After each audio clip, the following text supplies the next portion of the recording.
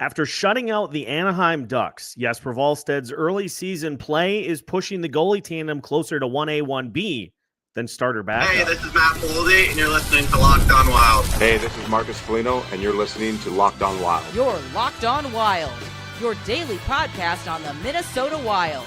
Part of the Locked On Podcast Network, your team every day. Hello, I'm Seth Toupal, and welcome to Locked On Wild. Thank you for making Locked On Wild your first listen each and every day, and thank you for making Locked On the #1 sports podcast network. Locked On Wild is your daily Minnesota Wild podcast, and we thank you for making us your team each and every day. Make sure to like and subscribe on your favorite podcast platforms so you don't miss out on any new episodes throughout the week. Today's episode of Locked On Wild is brought to you by FanDuel. Download the FanDuel app now by visiting FanDuel.com, and you could win $300 in bonus bets if your first $5 bet wins.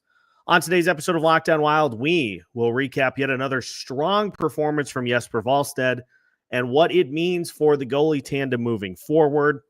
We'll also take a look at the defense starting to settle in after a slow start and how the offense still needs to figure things out to try to match.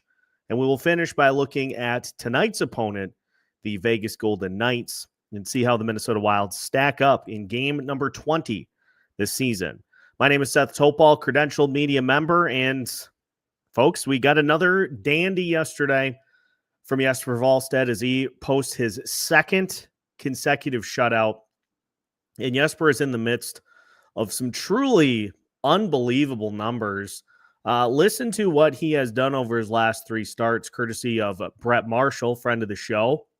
3-0-0, a .980 save percentage, 98 saves in 100 shots faced. He has a .667 goals against average over that span. He's got an .882 high danger save percentage. He has stopped 15 out of 17 high danger shots and has a 4.19 goals saved above expected with 2 shutouts in that span. And no matter how you slice it up, those numbers are outstanding. I want to just go through and break those numbers down piece by piece. Because, we get new listeners to the show on a daily basis, and something that I'm trying to work on a little bit more is you've got people who are watching at varying degrees. You've got people that kind of tune in and out during the season. You got your diehard fans. We've got every level of fan that follows this Minnesota Wild team. And, some people may not be super up to date on the big stats that we follow. So taking these opportunities to just kind of break down what we're looking at to better the fan experience for everyone following this team. So we'll start with the high danger save percentage. Now, a high danger scoring opportunity is one that typically happens from the face-off circles and in. So you've got the net, you've got the 2 face-off circles. The high danger looks are typically the area in kind of directly in front of the net. The closer you get to the net, the higher the danger, the opportunity. So right out in front of the net is a high danger chance. From the face-off circles out more towards the top of the zone, those are medium danger, and then perimeter shots are basically outside the face-off circles. Those are your low danger chances. Teams take a lot of low danger chances depending on the game flow. Medium danger are more, face-off circle and in. What you really want to try to do is get high danger looks. Those are, in theory, the easiest looks for teams to score. The Anaheim Ducks had 3 official high danger chances in the game yesterday against the Minnesota Wild, and one notable one in particular. This happened after the Matt Boldy empty net goal to make it 2-0. The Ducks got a look pretty quickly after that, right out in front of the net. And there was a lot of chaos, a lot of traffic in front. And Jesper makes a nice save. He makes an important freeze of that puck in order to stop. Because anytime you get those looks out in front, when there's traffic, when there are multiple players jabbing at the puck with their stick, the percentage opportunities for something catastrophic to happen, for somebody's stick or skate to inadvertently hit the puck and knock it into the net, then increases exponentially. So Jesper had a couple of really nice high danger saves in the game yesterday. The Anaheim Ducks managed a .912 expected goals in high danger looks, which your expected goals, they take a look at where the shots come from, and under normal circumstances, would a team be able to score from those spots? So 0.9 expected goals means that there's a high likelihood in average conditions that a team would score a high danger goal. But as we saw yesterday, Jesper played above average and ended up stonewalling the Ducks in all situations yesterday. And for the season, the high danger saves are way more difficult than low danger or any other level of danger throughout the season. And Jesper so far has done a great job this season of keeping those looks from going into the back of the net and preventing teams from being able to capitalize on those opportunities. Also, 4.19 goals saved above expected. This is another big one that I kind of wanted to break down just to get everybody up to speed. For the everydayers, you have heard these breakdowns quite a bit. But again, we just like to make sure everybody's on the same page. Goals saved above expected. So under normal circumstances, the average goalie over the last 3 games would have given up 4 more goals than Jesper Wallstedt has. So just think about that for a second. 4 additional goals over the last 3 starts that Jesper has made. Now, it doesn't matter when they happen. The Wild beat the Ducks by 2. So that is a situation where if he's not on his game as much as he was, maybe that ends up being a game that the Wild are not able to win, or it ends up being a little closer than it was. I think about the Calgary game too. The Wild beat the Flames 2-0. Same story. You know, those are both 2-goal wins, and if Jesper's not on his game like he was, maybe they end up being far closer than they needed to be. And that's what the whole approach for goals saved above expected is it's how much better above average is your starting goaltender. And through those 3 starts, Jesper has been 4 goals better than the other team, than average goalies would be. And that can add up over the course of a season. Spencer Knight, for example, the Chicago Blackhawks starting netminder, he has been 14.7 goals better than expected in 13 games. So you are a goal per game better than what the average goalie would do. It starts to build up over the course of the season, and that leads to, some of those value numbers when we're talking about goalie salary. Now, I will say too, because I've seen a lot of discussion about, make Jesper the number 1 right now. We should never have signed Filip Gustavsson to that extension. Jesper's the number 1. You got to trade Filip Gustavsson because you just can't. Should never have signed him to that deal. Can't afford to have him on the roster. I'm going to say this. I'm perfectly fine with riding the hot hand, and I'm glad that Jesper is banking some good starts right now. It is a long season, and I think this means for the Minnesota Wild that it's closer to a 1A, 1B than what we saw last year. It was pretty clear last year, Marc-Andre Fleury in the final year of his deal could only give you so much, as a backup goalie. And if you asked more starts of him than he was capable of giving, then those numbers are going to start to deteriorate, and you're going to start to wear him down pretty thin. Different situation here with Jesper, potentially. I see a young goalie that is kind of hungry to avenge what happened last year and all the inconsistency, all the struggle. Somebody who built off of that, learned from it. That's the biggest thing, is failure is the best teacher. Failure is the best teacher that we have. And I think of the famous line from the Christopher Nolan Batman trilogy. Why do we fall? So we can learn to pick ourselves back up. Failure teaches us what not to do in particular situations. Fortunately enough for athletes, it's a lot of repetition.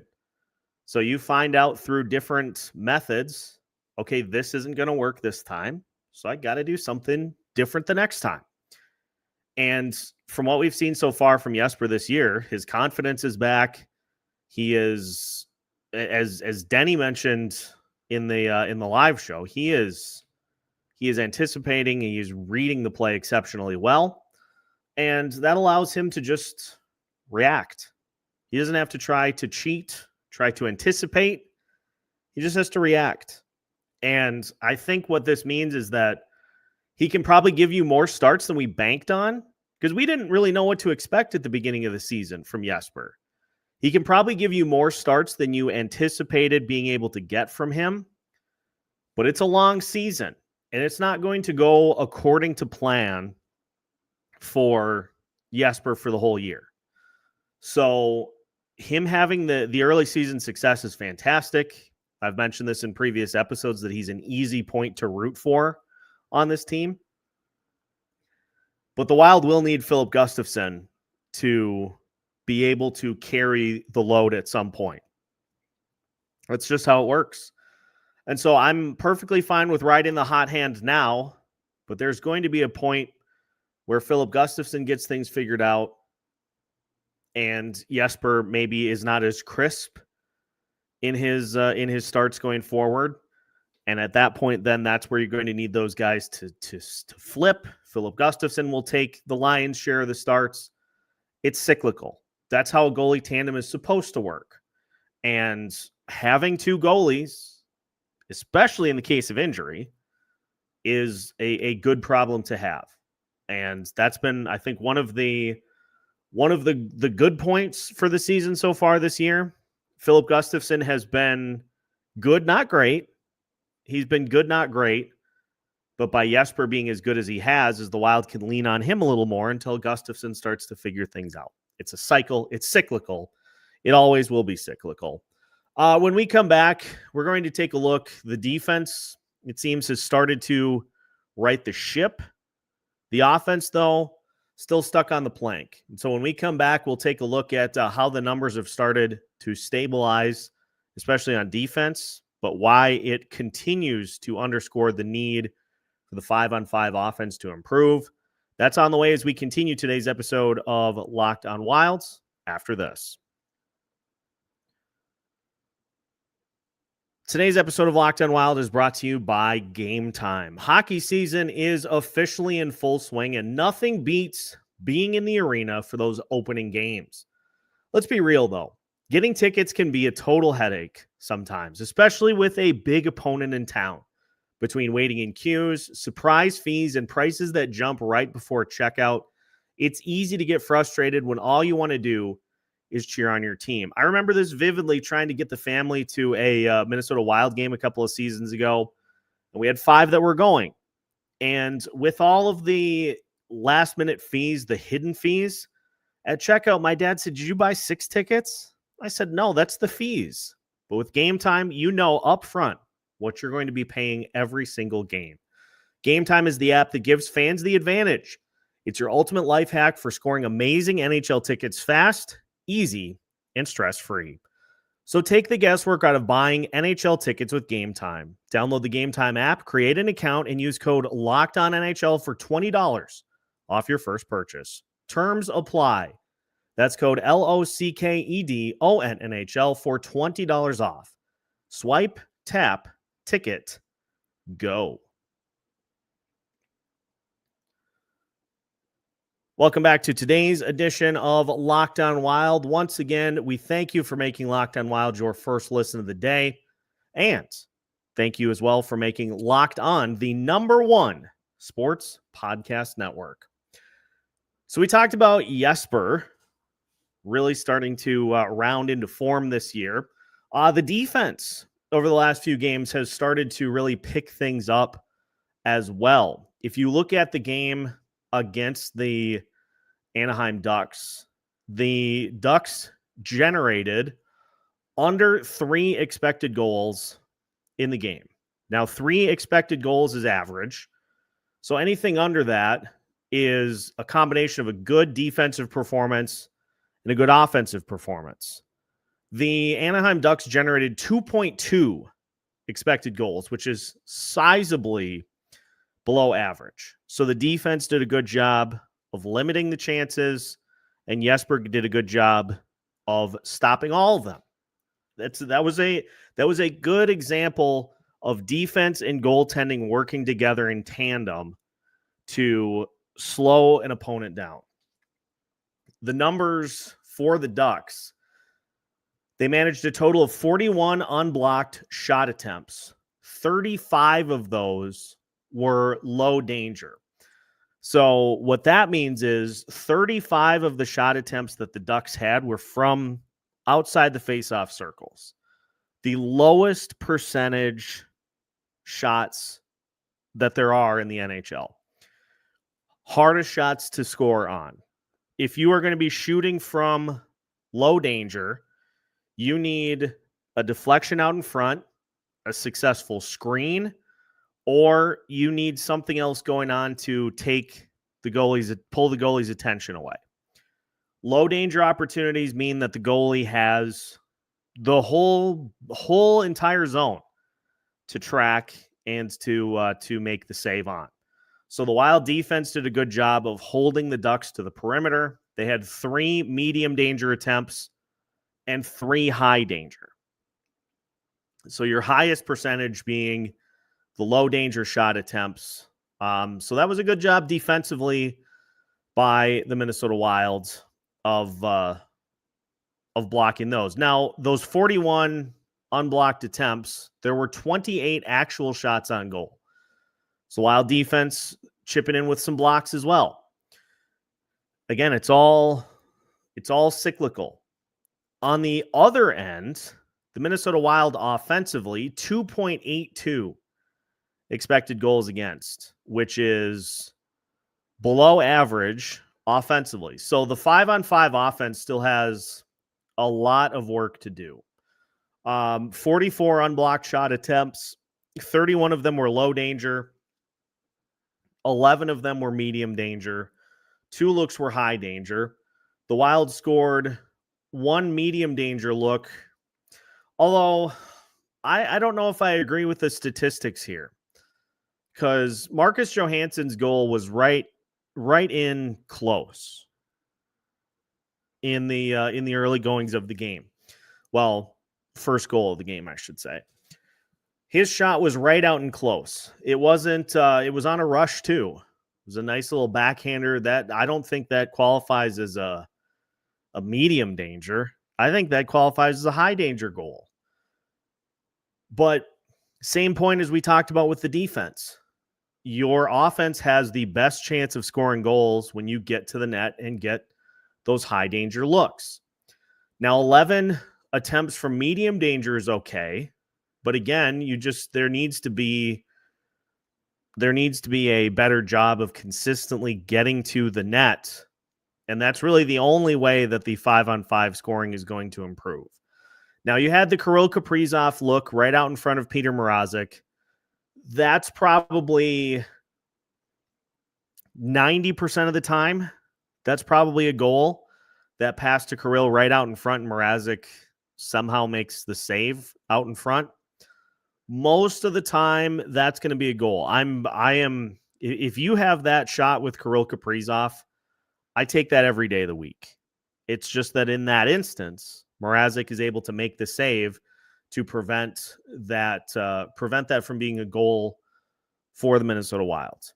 But, you look at it too, in 5-on-5 this season, the Minnesota Wild are dead last in the league in 5-on-5 goals for. They're at 27 5-on-5 goals in 19 games. And as we saw against the Ducks, you can't always count on power play scoring. The Wild went 0 for 7 on the power play with 11 shots on goal. And I understand the notion of being selective, but there is a very, very fine line between being selective and being passive. And I just, mentality-wise, passive play on the power play does not lead to power play success. So the Wild are currently -7 in 5-on-5 scoring. Meanwhile, the Colorado Avalanche at the top of the list are +22 in differential. The Wild are tied with Buffalo for 27th in 5-on-5 scoring differential.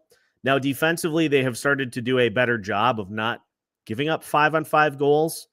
The Wild currently rank 12th in the league in 5-on-5 goals against. So that has started to stabilize. The defense has started to stabilize a little bit. But as has been the issue for the last probably 4 years, the 5-on-5 scoring still needs to improve. You can't throw it all at the feet of Kirill, of Matt Boldy, and especially with Marco Rossi out of the lineup for the next few weeks. 5-on-5 has to center around driving to the net at all costs. You can't afford to be style points in these situations. Like results have to trump the style points, the flashy goals. Just get the goals. Just get the goals. And that's just going to take so much pressure off of everything else that's going on with this team. So defense, again, starting to solidify things a little bit, but the offense, as we have seen, is still a work in progress. Now, the Minnesota Wild are taking on the Vegas Golden Knights here today. And so kind of wanted to get back to looking at your opponent. Know your opponent. And we'll talk about the Vegas Golden Knights, a team that thrives defensively, much like the Minnesota Wild try to do. We'll talk about the Golden Knights and the biggest battles in today's game coming up right here on Locked On Wild. Today's episode of Locked On Wild is also brought to you by FanDuel. The NBA is back in full swing, and there is no better place to get in on the action than FanDuel, the official sports betting partner of the NBA. Even if you missed the start of the game or want to ride the hot hand, FanDuel has live bets on everything from who will score next to fourth quarter comebacks. Plus, you can even combine your live bets into a same-game parlay for a shot at a bigger payout. It helps keep every game exciting, especially when your team is making that late push. Another defense optional game for the Minnesota Timberwolves as they took on the Sacramento Kings on Friday night. Your best bet is the Timberwolves hitting the over. If you're looking for a quick and easy $5 bet, take the Timberwolves and the over. And you should be able to turn that into a $300 bonus bet that you can use for whatever you choose at FanDuel. Right now, FanDuel is giving new customers $300 in bonus bets when your first $5 bet wins. So head to FanDuel.com to sign up and play your game with FanDuel, the official sports betting partner of the NBA. Final segment of today's episode of Locked On Wild. Once again, we thank you for making Locked On Wild your first listen each and every day. And also thank you for making Locked On the #1 sports podcast network. Vegas Golden Knights come into town. And just since we just finished discussing the 5-on-5 numbers, the Vegas Golden Knights are currently 20th in the league in 5-on-5 scoring. They have 35 5-on-5 goals compared to the Minnesota Wild's 27.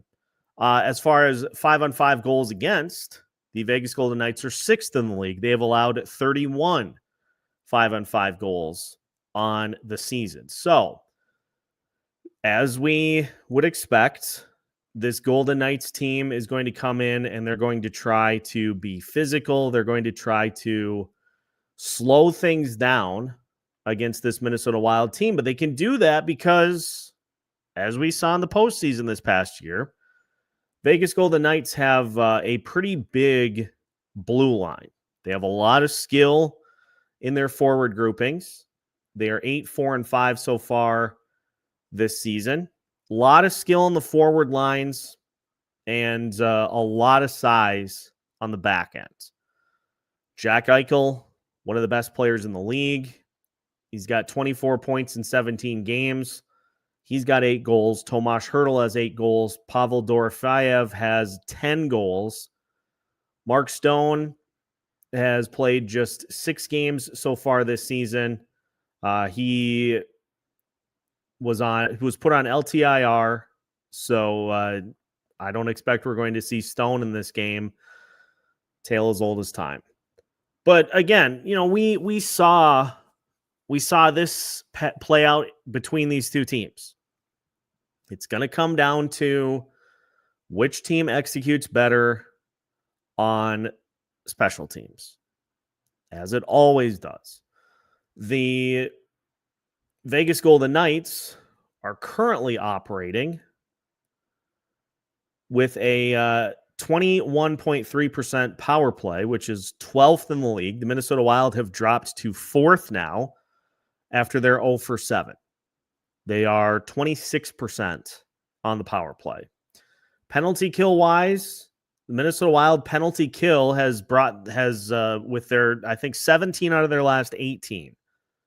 They have upped to 26th in the league at 73.8%. That's the highest the Minnesota Wild have had as far as penalty kill goes in 2 seasons.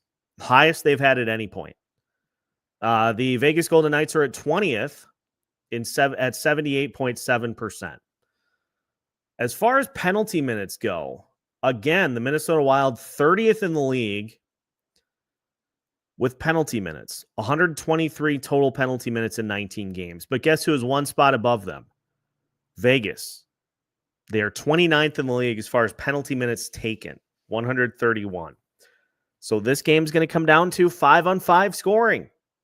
And Vegas has the advantage in that department right now. So if you are the Minnesota Wild, you got to own the high danger department in this game, because you just got to simplify things. You got to simplify offensively at 5-on-5. And the best way to do that is to crash the net and get as many of those high danger looks as you can in that situation, and hope that you can get a couple of them to go so that you can potentially grab a couple of goals. Now, to Vegas's credit, they have done a much better job. Last year, they were one of the leaders in the league in high danger chances, high danger shots against. This year, they have allowed the second fewest so far at just 28 per game. So the Wilds, it's going to be tough. It's going to be a tough ask for them to crack through that wall and generate high danger looks, but that is the way that they are going to have to try to win this game. The Wild are 21st in high danger shots against. They've given up 40 so far this year. So I'll put that a better way. They are 13th best in the league as far as high danger shots against. As far as high danger shots for, the Minnesota Wild are 5th best at 52. Vegas is 30th. So that's the spot where you've got to try to turn the tide in this game, is to own the high danger department. You got to file a patent to trademark the high danger department in this game, and hope that you can get a couple of those high danger looks to go in this game. Now, another spot that bears monitoring, Vegas Golden Knights are currently 5th in the league as far as face-off win percentage goes at 54%. Minnesota Wilds are 28th at 47%. So, again, face-off's kind of an arbitrary stat, but a lost face-off, as we have seen many times, can lead to a set play and lead to a goal. Can lead to extended possession on a power play. It can lead to a power play being killed off. So face-off will probably have a large hand in what happens in this game today. So key for today's game against the Golden Knights, own the high danger department. And you'll put yourself in. Now, it's not a guarantee that you'll win the game even if you do, but you put yourself in a much better position to be able to do so. And that, my friends, is going to do it for today's episode of Locked On Wild. We'll keep an eye on the game, and we will have a reaction for you afterwards. So make sure to tune in as we have full coverage of a Minnesota Wild Sunday. And make sure to like and subscribe so you don't miss out on any new episodes throughout the week. We got new episodes for you every Monday through Friday as part of the Locked On Podcast Network. We are your team every day.